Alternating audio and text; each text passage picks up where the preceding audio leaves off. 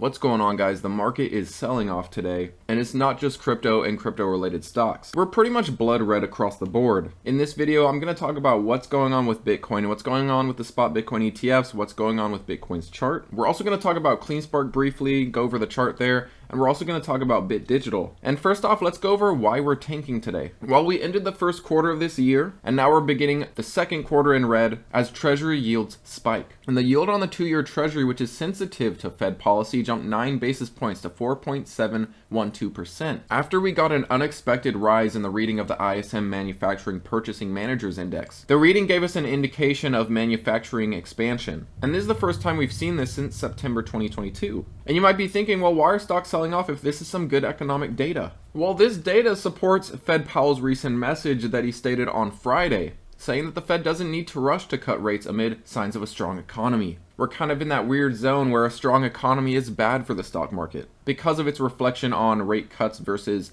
leaving rates alone. The market's basically worried that the stronger the economy seems, the less likely we're going to see multiple rate cuts this year. But we also have some other upcoming data we're going to have to keep an eye on, and we're going to see some volatility leading up to it. There's going to be CPI. CPI going over the March month is going to be reported on April 10, just a little over a week from today. And CPI has just been range bound, pretty much bouncing around the low threes for the last couple of months, last couple of readings. Our last read was 3.2%. If we can come in under that, I think that would breathe a sigh of relief for the market. Better yet, if we can see the 2% for the first time, that would probably cause the market to rally, but that remains to be seen. CPI will certainly be something that's very important to watch in the coming days. But next up, let's take a look at Bitcoin. There are some important levels to keep an eye on. It looks like we're breaking a strong uptrend that we had. And you can see that we're finally breaking from this strong uptrend that we've been following since early February. If we continue heading down from this trend line, we want to watch how Bitcoin does at these lower points here at the 62.5 area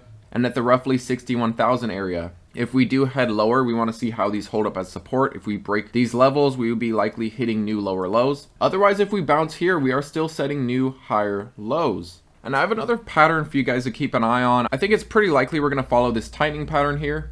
We might bounce at this area, find resistance, create a lower high, create higher lows until the bulls or bears choose the next direction. We either break out higher and head to new all-time highs, or we break lower and create new lower lows and potentially see some more fear as we come up to the halving. Now, if we break these lower levels here, is it possible we head down to 57, 58,000? It is possible. Should you be waiting until that price?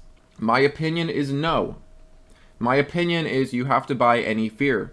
There's the possibility that it heads lower, but what if it doesn't? In my opinion, we have to be taking advantage of any fear that we can. Now, let's face it, we're only a few weeks away from the halving. How much more can Bitcoin really sell off? To me, this is one of the best times to be in Bitcoin, and this is the time to be buying up any of the fear. This is the time to be buying up any of the dips. And make no mistake, Bitcoin is still very bullish. We are still above a 200 and a 50 MA. They are both ascending, and we saw our golden cross back at the end of last year. And I've said before, and I'll say it again, I suspect we will not see a death cross until sometime in 2025. This would basically be the cycles repeating themselves. We saw a golden cross back here in 2020 of May, and we didn't see a death cross until late 2021, the year after the halving cycle, which would be our 2025, this cycle. But I'm curious, guys, when would you think our first death cross will come in? Is it going to be in 2025 at some point? Is this cycle going to be ahead of schedule? Are we going to see our first death cross in late 2024? Is it going to be an extended cycle and we don't see a death cross till 2026 at some point? Now that we have spot Bitcoin ETFs in this cycle, this is a first for Bitcoin, and it might forever change the cycles. I'm still betting my money on the 4-year cycle, but I think future bear markets will be somewhat more tame, and we will no longer see these 70-80% down bear markets. But let me know what you guys think about that down below. Next up, let's look over a little more Bitcoin news, then we'll look over BitDigital and Cleanspark. And we've got something here posted by Eric Balchunas. You can see that the volume for Grayscale is waning. As time goes on from the launch of these ETFs, till now, we have seen Grayscale volume slowing down. We have seen iShares volume increasing. Otherwise, for the most part, everything else has remained steady since inception of the Bitcoin ETFs. And one reason we may be selling off recently is spot Bitcoin ETFs have returned to net daily outflows, with Grayscale's total outflows now eclipsing $15 billion. And, one thing I'm wondering is when are they going to lower those fees? It was said that they would plan on lowering fees at around the $12 billion in outflows, and we are well past that now. I suspect we will hear about fees being lowered pretty soon. with Grayscale. This could be a catalyst that causes Bitcoin to jump. This could be coming in right before the halving. But continuing on, US spot Bitcoin ETFs returned to net outflows as Grayscale shed another $302.6 million. And here's a first. ARK's spot Bitcoin ETF has seen its first ever daily outflow with 300,000 leaving the fund. Not very much, but still, that's an outflow. Basically, our total outflow for Monday was 85.7 million. And here's something really interesting, and it's only going to continue. BlackRock's IBIT has now accumulated the most Bitcoin under management at over 252,000 Bitcoin, or $17 billion. And Fidelity's FBTC has accumulated more than 144,000 Bitcoin. Together, they're sitting at about 400,000 Bitcoin. Now, I'll leave that down below for you, but I'll also leave this down below. Check out what BlackRock's head of digital assets told to their clients. Bitcoin is overwhelmingly the #1 priority. He further revealed, and then a little bit of Ethereum, and very little of everything else. Now, I'm getting sidetracked here. We'll get back to that article in just a second, but check this out. Prediction models based on the current inflow and outflow rates. This is a couple days old, but they pinpoint that BlackRock could eclipse Grayscale in Bitcoin holdings by April 11th. We are getting awful close to seeing BlackRock eclipse Grayscale. Now, this won't necessarily mean that Grayscale will be done with the selling, but I think this would be a good thing for Bitcoin holders to see. That Grayscale's assets are shrinking, Grayscale is having less of an effect on Bitcoin as their funds shrink more and more and more. And I do suspect very soon we'll hear about fees lowering. That could cause inflows for Grayscale, or at least diminish the outflows. But let me know what you guys think about that. Do you think Grayscale and BlackRock will flip in about a week? Do you think Grayscale will lower their fees soon? And what effect do you think that will have on their holdings? Going back to this article though, sorry, I'm getting sidetracked here and there.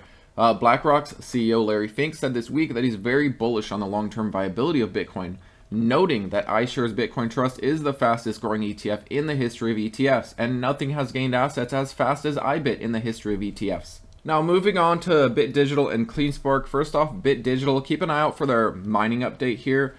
Look on their investor relations tab, it will be on here, or we'll probably see press releases covering it, obviously. But the first place you'll find it is here on their investor relations tab. Should be out within the next couple of days. There's also this article going over BitDigital, and Zacks rank system gave BitDigital a #1. And these stocks with a Zacks #1 rating typically generates an average annual return of 25% since all the way back in 2008. So these stocks that get a #1 from Zacks typically perform pretty well. And we had some positive revisions here. For the current quarter estimate, over the last 30 days, one estimate has moved higher compared to no negative revisions. And on the current year estimate, 3 estimates have moved higher in that regard compared to no negative revisions. And guys, just look at this beautiful revenue growth. This is partly with that AI. But anyways, $27 million expected revenue and a profitable quarter expected. Last quarter, we saw a $16 million reported, which was a beat, a nice 21% beat. They did report a loss here, though.